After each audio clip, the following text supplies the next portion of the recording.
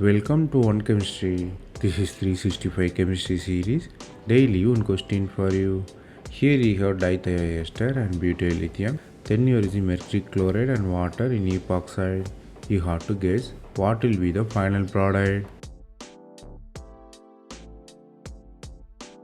Here the answer lies in the basics. Whenever you see disulfide, you might imagine deprotonation reaction. Because it stabilizes the anion, most of the time it considered as equivalent to carbonyl.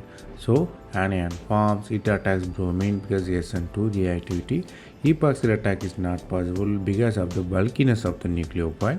You have new CC bond, so the regioselectivity induced by bulkiness.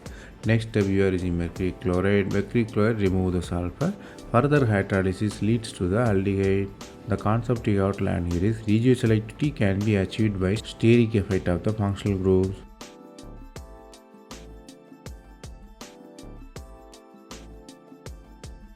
That's all from this video.